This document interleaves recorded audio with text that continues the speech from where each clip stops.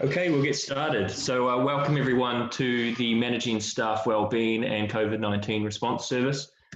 So thanks for attending this morning. My name's Thomas and I'm the CEO of Get Set UK. Just to give you a brief introduction about our company, we're London based and we operate out of 23 boroughs across the city. We're a people services provider and we have a mission to support people to find and remain in employment. So a large part of enabling people to remain in employment is ensuring that their mental health and well-being is considered and supported. And with an annual cost of £34.9 billion to UK business, or £1,300 per employee due to poor mental health, employers of all sizes are starting to realise what an important subject this is and want to be able to help and support their staff appropriately. So with the onset of COVID-19, it's even more important than ever that employers are focusing in on this to support their staff through heightened levels of stress, anxiety, exacerbated mental health conditions brought about by the major changes to our lives over the last quarter. So Get Set UK, we've been funded to host this webinar by the Lambeth Local Authority, and it's designed to give you guidance, tools, resources, and offer considerations you as an employer may want to look at over this period and beyond. So to introduce you to our facilitator today, Kevin Moore. He is the co-founder of Big Dog, Little Dog, a social enterprise that delivers employment-related mental health training around London. He has a broad occupational background from the police to public health management and has lived experience of severe depression and anxiety. A popular public speaker, Kevin has a client list that includes central government, local authorities, multinationals and small business. In 2012, he was awarded the fellowship by the Institute of Employability Professionals, and in 2019, the Royal Society of Arts for his outstanding commitment to helping people return to work after experiencing mental health problems and improving how individuals approach mental health in the workplace. So before we get started, we'll just go over some housekeeping. Kev, could you, yeah, so the timing is going to be approximately 1 hour. And can I ask that everyone just keeps their cameras and microphones off just to stop the background noise. And there's going to be questions and chat area that's available if you look down onto the tab that say chat. If you've got any questions throughout the webinar, feel free to write them in the chat and we'll address those questions at the end. And then also, you don't need to write notes for this. We're going to give you the slide deck at the end. So just you can relax and just listen to the webinar and you'll have all the slide deck at the end of the presentation. So if there's anything pressing in terms of questions that you really want to ask during the webinar, then just turn your camera on and that will get our attention and we'll address it right then and there. All right, so without further ado, I'll give you over to Kevin Moore. Lovely, thanks Thomas, and good morning everybody. Welcome to what we call the Dickens Perspective webinar. We'll investigate why we call it that in a moment, but we will look into why lockdowns put all of our mental health at risk. We'll also introduce you to these 5 latent benefits of work. And as much as they are latent mental health benefits that being in employment bring us, we'll argue that actually working from home puts those latent benefits at risk. It's also all well and good identifying problems. We also like to identify solutions alongside. So what we'll do is give you a handy 5-item checklist that you can use on yourself and staff to safeguard mental health while people are working from home. We'll give specific mention to furloughed workers. There's a couple of reasons why they need to be at the top of our list in terms of the attention we give. And we'll end the session just thinking ahead to as we go into this new normal. We've heard it called Vexit, we're calling it Brunlock, when Britain unlocks. So, first of all about now, I'm not going to tell you anything about COVID. We've got plenty of news channels doing that for us. What I would say is this is a time of unprecedented change. People say not since World War II, blah, blah, blah, blah, blah. Well, there are some aspects of what we're having to go through as a society now that even the world wars didn't challenge us with. If you already had mental health challenges prior to lockdown, chances are they may have been worsened, and we'll look into why that might be and what we can do about it. But at least we can console ourselves that this is a temporary change, and when we do fully unlock, we go back to as things were before. or do we? Maybe there are some aspects of recent weeks that will have to stay in place, but equally maybe there's some good practice that we've identified with home working that we might not want to let go of. Down the left of your screen now is something called the Tuckman model, often used and in fact developed to think about the phases that a team goes through when you bring them together. The forming phase is that honeymoon phase where it's nice, it's new, exciting, everyone gets on, that honeymoon period.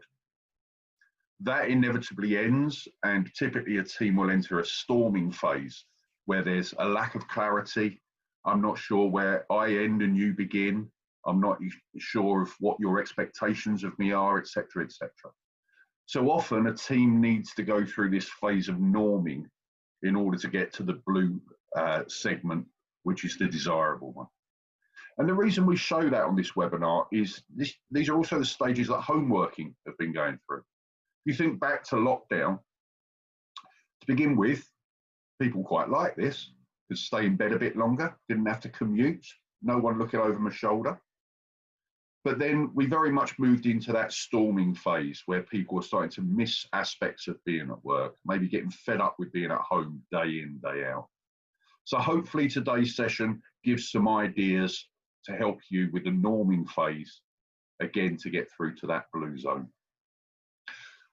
We've left the morning phase in there as well, because when you bring a team together to complete a task and then you break it up afterwards, people often miss being in that team. And similarly, working from home, we're going to get a morning phase. We're going to get people required to return to work who are going to miss certain features of working from home. And we'll look at that as we end the webinar. Why do we call it the Dickens perspective? This is a nod towards A Christmas Carol, Ebenezer Scrooge, and the ghosts of Christmas past, present, and future. Because all three of those time stages have the potential to negatively impact our mental health at the moment. What do we mean by that? Well, in the past, if you already had a mental health condition, lockdown is unlikely to have been good for it. In the past, being in work means access to physical resources, to colleagues, to managers that we don't have to hand at the moment. And then there's these 5 latent benefits of work that I'm going to argue are as much about the workplace as they are about work itself. In terms of the present day challenges to our mental health, some people have been personally impacted by COVID, whether they've had it, they may have lost a loved one through it, they may be furloughed and trying to survive on 80% of their wages. We know that during lockdown, there have been limitations on our social contact, and we're social creatures by design. And for some people, the home environment is not an ideal work environment. Whether that's distractions, which are typically other people, other adults trying to work from home, children, but pets, noisy neighbours. And for some people, actually being at home 24/7 is a dangerous place to be. And the 2 classic examples of that are domestic violence and people with substance misuse issues. But we're also seeing people getting anxious about the future. Once we unlock and I've got to go back to work 5 days a week, I'm going to be out and about more, I'm at greater risk of contracting the virus, and some people are getting anxious about that. Some people might not be missing certain features of the workplace, and I'll use bullying as an example here. And now that unlock is on the horizon, they may be getting anxious about returning to the workplace and those features that they certainly haven't missed. And for some, returning to work full time may be challenging logistically. Will my childcare provider still have places? If I've got caring responsibilities, will I be able to find a suitable carer to take over? Will my dog walker still be in business? So you can see that all 3 of those timelines present potential challenges to our mental health. If someone already has a disorder, some examples of how they might be being impacted. Depression, by definition, is a negative mindset, a persistent sadness or low mood. And when the news is full of negativity, it's likely that that's at risk of worsening. People with anxiety disorders might be getting more anxious than others about the virus itself, but also being indoors 24/7 might increase their exposure to their triggers. Think of what it might be like being claustrophobic and having the government telling you not to leave your home. People with eating disorders often find that the workplace is an escape from those harmful routines that they have.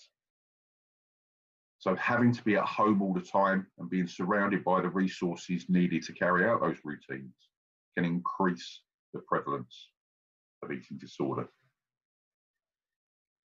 People with psychotic disorders may have started having delusions about the virus, or the virus might have now been introduced to existing delusions. And anybody in treatment at the moment is having to cope with changes to the system. So in some parts of the country, mental health services have been suspended. In most parts of the country, they're being delivered remotely, but not everybody gets on well with that as a delivery method. We know that exercise is great for our mental health, yet through lockdown, we've got limitations on how we might be able to get that done. People with substance misuse issues don't have somebody on their shoulder who might be able to smell the alcohol on their breath or see their dilated pupils, so they may self-medicate to a greater level at home. And because we are social animals, social isolation, being left alone with our thoughts is not good for our mental health. So if you're supporting anybody with an existing disorder, what information can we give? What can we recommend they do? Well, it's really important to stay up to speed on how the local NHS trust is adapting, what services they are offering. But we also need to look beyond statutory services. Typically, the big national charities have got some really good services running at the moment.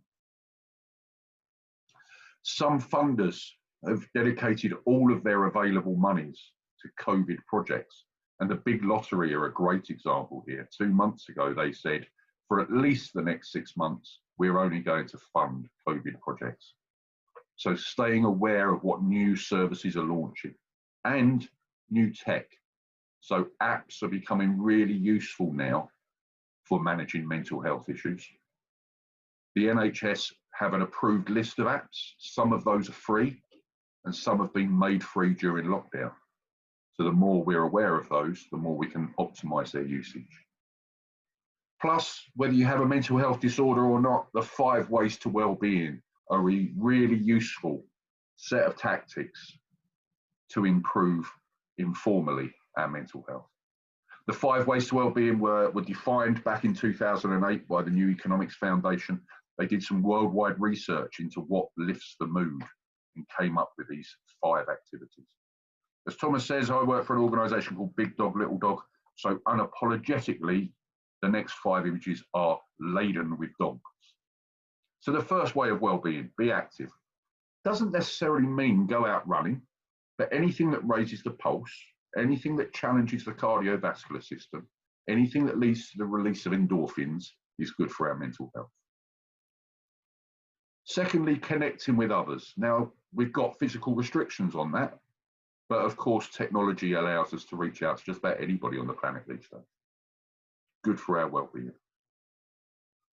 Learning's good for the mood, and it doesn't have to be something ever so formal or qualification driven. Again, technology means there's a whole host of personal and professional development courses out there, many of them free. Good for our well-being. Giving doesn't have to be financial. It can be giving time, attention, love to other people. Not only do they benefit, but our mental health does as well. And the 5th way to well-being is taking notice. And there's no better way to sum this one up than to look at that image. The guy and his dog in the park, and the guy's mind is full of all of his worries and woes. Yet the dog is just sitting there appreciating being in the park with his mate. And that's that thing we call mindfulness. This ability to just be in the moment, to push those other thoughts out of our head and appreciate the world we're in. Please notice that none of those 5 necessarily cost money to do, and that all 5 are possible during lockdown. And if we can combine the ways to well-being, they become even more powerful. So if me and my other half go for a brisk walk around the park, having a look at summer blossoming, we're connecting, being active, and taking notice all at once. 5 really good ways to lift our mood. Think of your 5 fruit and veg a day. We should have 5 ways to well-being a day as well. So now I'll shift on to mental health and work. First of all, to make that statement, that work is significant to our well-being. Not only because it provides us with finance, but also you can see on your screen now, empty nest syndrome. And I'm sure you're all aware of this. When the final child leaves the home, the parent becomes at risk of depression and in some cases becomes a suicide risk.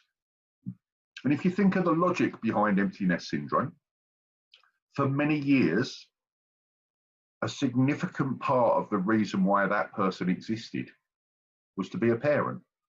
And then one day, that reason for existence disappears and it leaves a void in the life. If you've ever been unemployed, I'm sure you'll see the connection.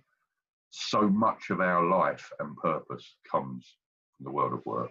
And good work is great for our well-being.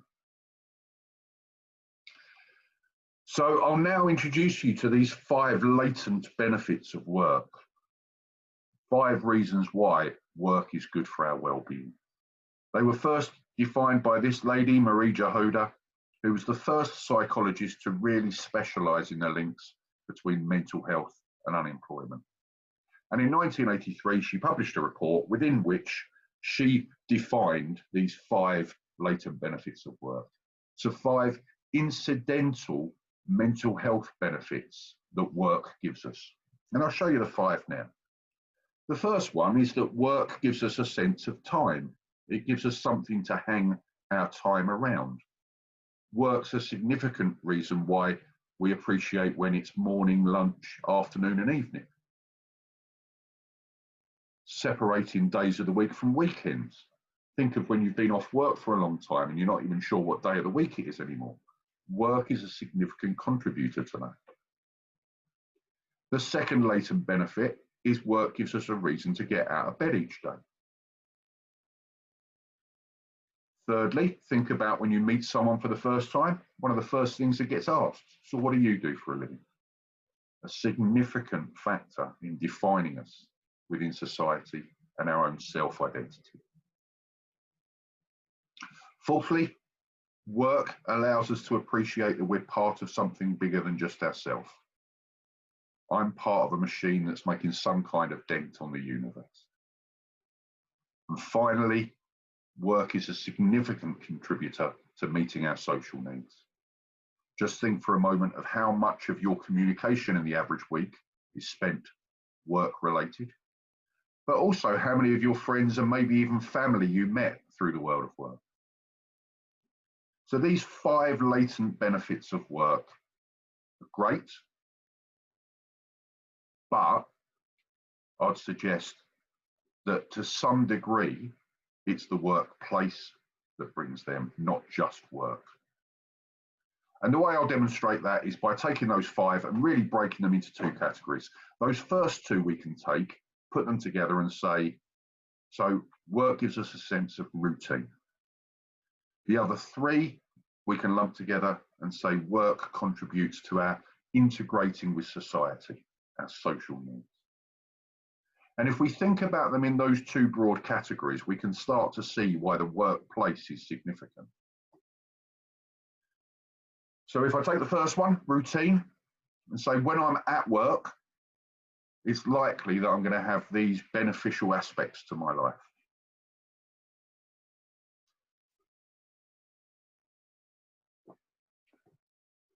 There's a sense of structure to my life. If I'm away from the workplace, including potentially working from home, there's a risk that these develop instead.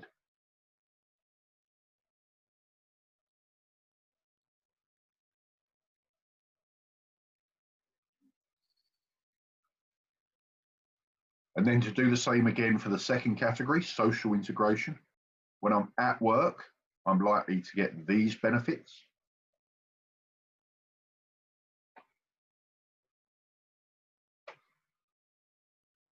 When I'm not in the workplace, including potentially when working from home, there's a risk of these developing instead.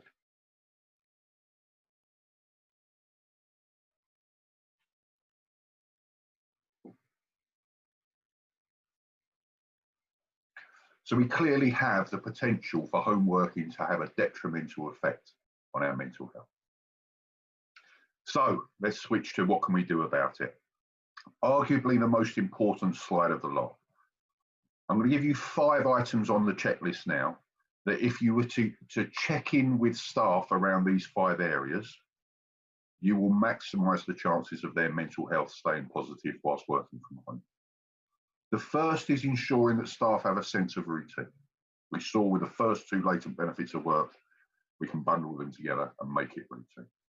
Arguably the most important of the 5, how do we hope that their work environment is suitable when we consider what home looks like? Third one is communication. How do we ensure that carries on despite the fact we're no longer together? Fourth one is productivity. How do we ensure we're setting goals and staff are meeting goals when working from home? And lastly, how do we ensure that social needs are still being met despite being isolated from each other? So what I'm going to do now for each of these 5 is just give you some ideas, some thoughts and some good practice that we've seen around the country. And we'll start with routines. The first thing to acknowledge with routines is that we've all got our own working style. If we were to consider the 2 extremes, at one extreme, there's the person that you could drop off on a desert island and before nightfall, they'll have decided what they're going to do with their typical day.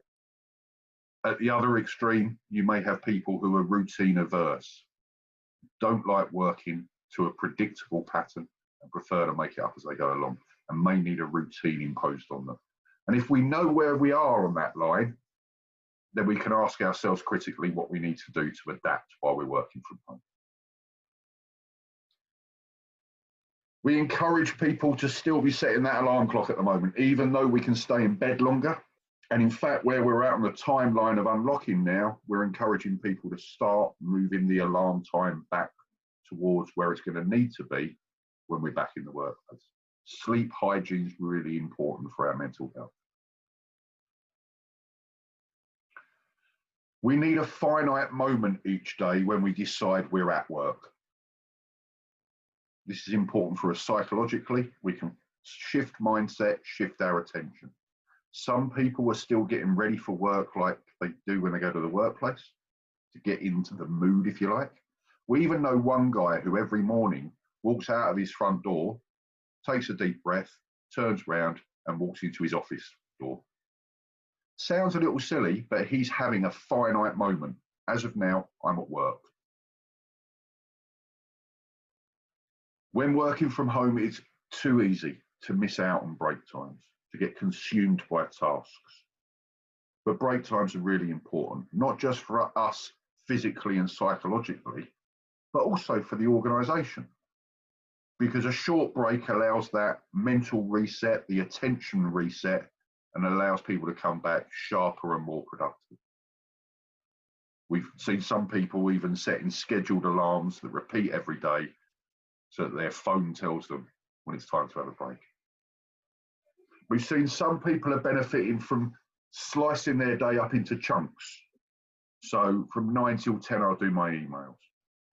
In fact, Get Set UK use this as a tactic. So while everyone's working from home at the moment, a significant part of Get Set's business model is about how they support employers such as yourselves. So every day from 10 till 11 at the moment, it's power hour in Get Set, and all staff are making their employer phone calls. And that achieves 2 goals. First of all, it ensures that that essential part of the business is still functioning. But secondly, it also helps build camaraderie. If you and I are both working from our respective homes, and right now I'm in power hour, but I know you are as well. There will never be a better time to test flexible working hours than right now. So we're really encouraging people to have a go at this. If you've got people with morning commitments who might benefit from starting later, ending later, or vice versa, or starting earlier, ending later, and having a chunk of the day off in the middle, it's an ideal time to be tested. As important as flicking the on switch is, flicking the off switch is even more so. We must have a finite moment in the day when we decide work is done for the day. We need downtime. We need time to spend as a human being, not as a professional. Too often, we see people just taper off and carry on doing bits and bobs of work. In order to give ourselves a break, it's really important we have that finite moment. And yes, the guy we know does walk out of his office door, take a breath, turn around and walk in his front door. Finally, on routines, really key around mental health.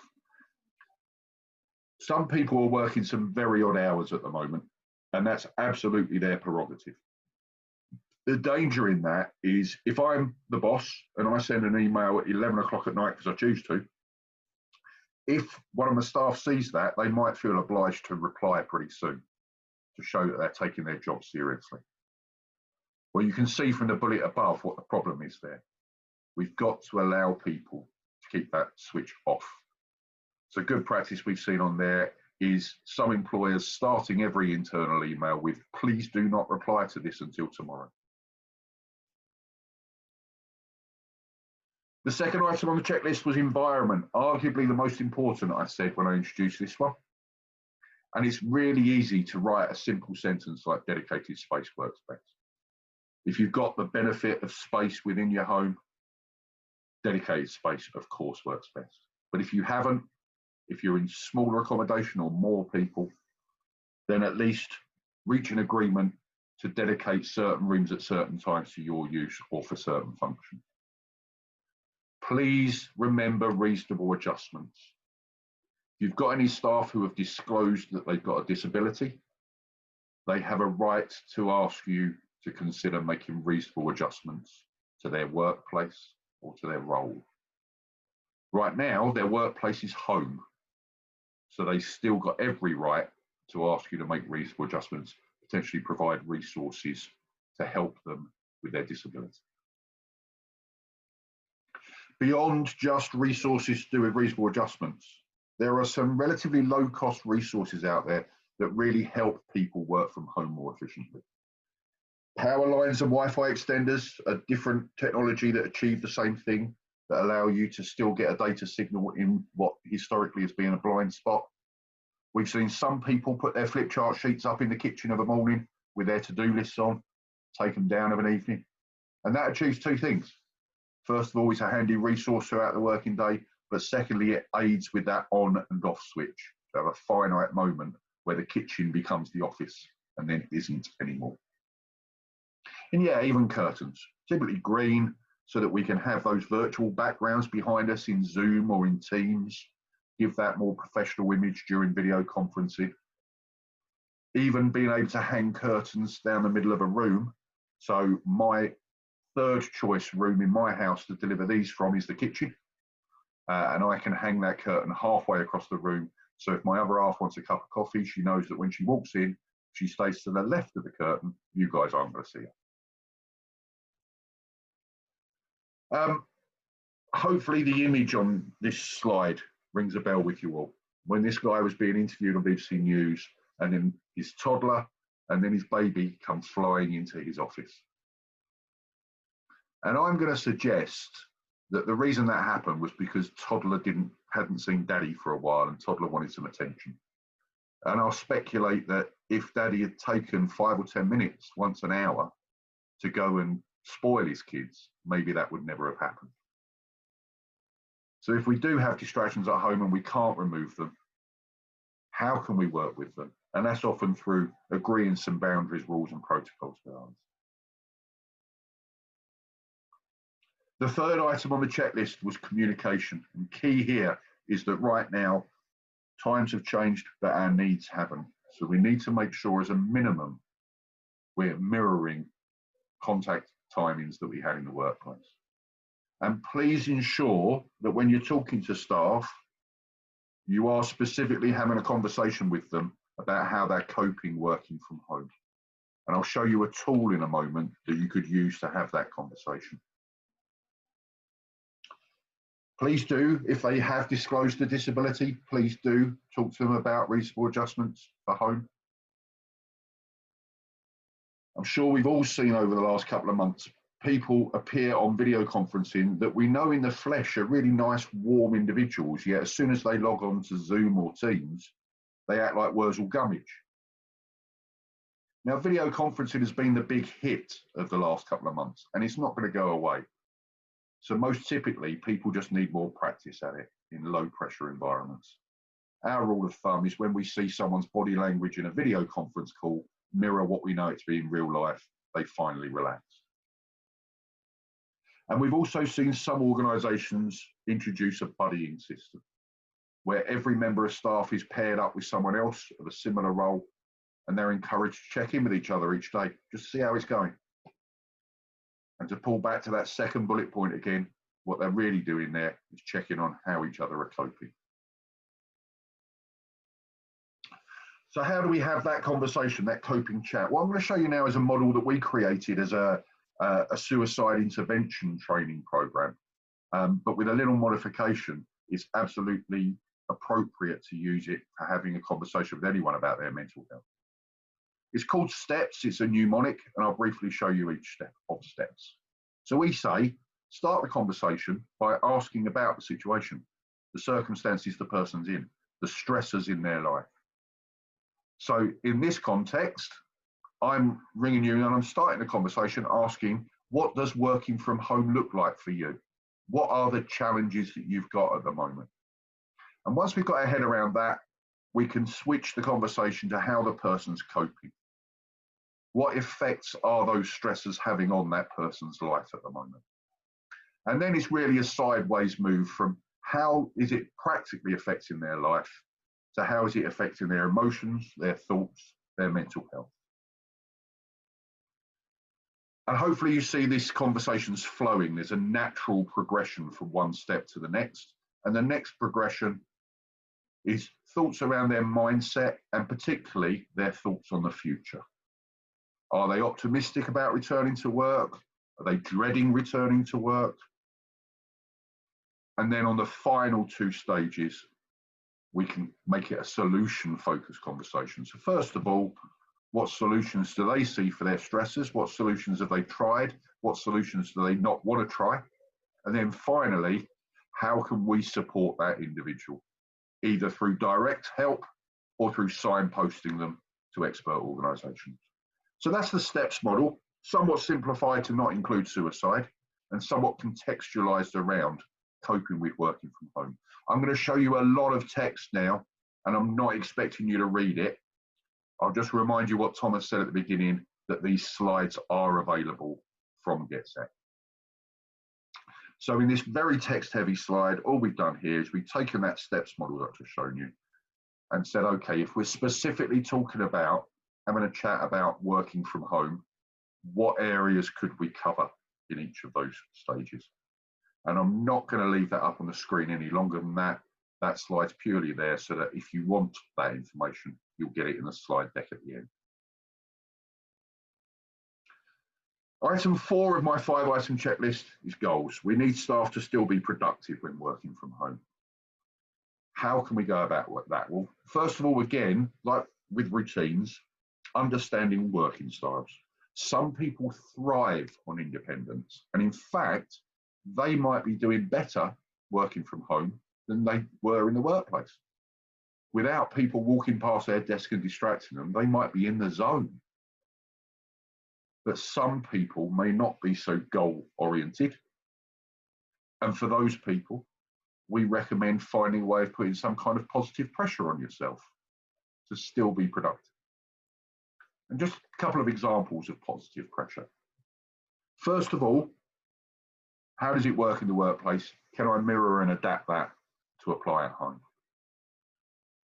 Secondly, and this one's commonly used for people wanting to give up smoking or lose weight, tell everybody you're going to do it. You increase the chances that someone's going to come back to you and ask how you got on, and therefore you feel more obliged to do what you promised you would. Some people are benefiting from breaking down their goals into smaller goals throughout the day. I need to get this done by 12, so I'll have that bit done by 10, that bit done by 11, that bit done by 12. And if I don't, I won't allow myself a gin and tonic this evening. In terms of managing staff and their goals while they're working from home, 3 areas to consider. First of all, the setting of goals. And I'm going to assume you've all heard of SMART goals: specific, measurable, achievable, relevant, time-bound. Really key at the moment that we're taking the A into consideration. We acknowledge that for some people, their home environment isn't very work conducive. So maybe we need to give them a lighter goal than someone who lives alone and has all the resources needed to do the job. But we need to make sure that's a transparent process. In monitoring the achieving of goals, the more measurable the goals are, the easier we should be able to monitor it and keep it transparent. And finally, in terms of rewarding the achieving of goals, first thing to say on that is that recognition costs nothing. So really celebrate, please. And celebrate people who are doing really well working from home, but equally celebrate people who are doing okay at home despite challenging circumstances. Please do share what's working amongst colleagues. And yeah, when we do unlock, consider having something of an award ceremony, again, to recognise the high flyers, but also the survivors within your team. The final item on the checklist was socialising. How does socialising work in your workplace? Is there any way of adapting and mirroring that? So an example here, we know one organisation that before lockdown had a weekly team meeting and the manager bought everyone pizza. Since lockdown begun, they still have that team meeting on Zoom and the manager has the pizzas delivered to their house. Now, I'm not suggesting you start buying pizzas, but it's a nice example of taking something that worked well pre-lockdown and adapting it to be lockdown compatible. Every workplace has social circles, has cliques. Let's know what they are, let's keep them in place, and let's use technology to aid that. Please, let's differentiate the difference between a meeting, which is done for the company's benefit, and a gathering, which is a pure social event. We need to make sure both are still happening. So I know one council where one of the teams, twice a week, they all log on to Teams during their lunch break, and there's never an agenda. They're not allowed to talk about work, but twice a week, they all get to talk, small talk with each other. And we may need to think quite creatively here and encourage staff to think creatively. So if I use GetSet again as an example, some of the staff in GetSet log on to Teams at 7:45 every morning and do yoga together. Thinking back to our 5 ways to well-being, they're connecting, they're learning, and they're being active. And it's keeping that social circle in place. So that's the 5-item checklist. Hopefully there were some tips in there of use to you. Just a couple of slides now to specifically mention furloughed staff and why we need to think about these guys. I'm not going to tell you about the job retention scheme. I'm sure you know all about it. Suffice to say, these people can't work from home, so you should have made them redundant. But thanks to this scheme, you didn't, and they're still getting paid. So why do they warrant a place in this webinar? Think back to that empty nest syndrome. These people have gone from having a job to do day in, day out, to nothing to do with that time. High risk of developing poor mental health. Plus, your organisation's actually surviving without them. So why wouldn't they get anxious about their job security? So it's really essential that we support and monitor these people. And very quickly, I'm going to show you the 5-item checklist again, but this time thinking about furloughed workers. So absolutely, we want to encourage them to have a reason to get out of bed each day. Preferably to mirror work, for them to have a workspace where they go and do whatever they're going to do. These are the easiest people to stop talking to because you don't need them right now. So let's make sure, please, that we are communicating with them on a regular basis. What can they be doing while they're at home? All range of different things. Continuous professional development is a lovely example to challenge them to come back from lockdown even better than they were when they were furloughed. And then on the socialising front, please do make sure they're still involved in social activities. And in fact, they're a good organiser of those kinds of things. I wouldn't be doing my job right if I didn't also turn the attention on your own mental health for a moment here. And too often, we deliver manager-owner training about how to look after your staff, and we can easily miss out that you need looking after too. So please apply the 5-item checklist to yourself. How can you work from home in a way that's conducive to your 5 latent benefits of work? Talking with other people who get what you're doing and dealing with at the moment is really important. So whether you know other people that have a similar job to you, or whether you use a platform like LinkedIn to connect with people, be talking to people and be sharing experiences, please. And have someone in your life that you can just unload at. That's really important right now. And finally, when it comes to your well-being, please remember those 5 ways to well-being I showed you earlier, and look to be using those daily to ensure that your mental health is as positive as it can be. The final straight now is to consider the unlock of the workplace. A few slides on this, and then we'll deal with any questions and chat. Down the bottom of the screen, you'll see the government web page for how to run a safe workplace at the moment. And that's built on 6 pillars. I just want to name check those briefly. So what the government is saying is, first of all, you should be carrying out a robust risk assessment. Now, risk assessments always look for 3 things. A hazard, something with the potential to do harm.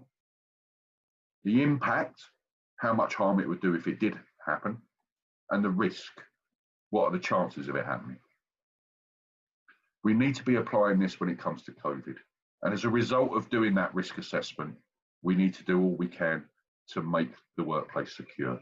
Yes, that might mean plastic screens and some high-vis tape on the floor, but it's more than just adapting the work environment. It's looking at staff's roles, staff's working hours, break times, staggering. How can we make sure that the workplace is as safe as possible? There will be a particular focus from government on the sanitisation of the workplace.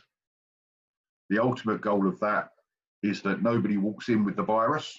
They sanitise before they brought it in, and nobody who walked in clean leaves the workplace with the virus. Talking to workers, letting them know your thoughts, your decisions, and what the new normal is going to look like is really important at the moment. But equally, I would say listen to your employees. Listen to their anxieties and listen to their suggestions. We're at the dawn of a new world of work now. No one's quite sure what it's going to look like. This is an opportunity for us to challenge all of our preconceptions and ways of working. Government advice is still at the moment, if you can work from home, work from home. And particular focus on those people at higher risk, particularly shielded workers.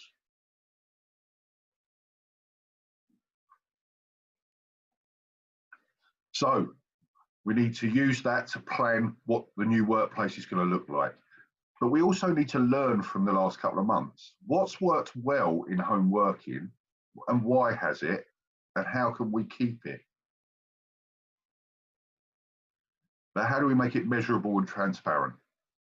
Because you might invite person A back to work 3 days a week, carry on working from home 2 days a week, yet person B, you want back 5 days a week. And it's going to be really important that those 2 people understand why they're being treated differently.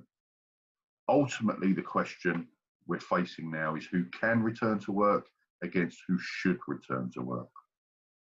And I'm going to show you a little biaxial model that's going down very well in various circles at the moment that we put together.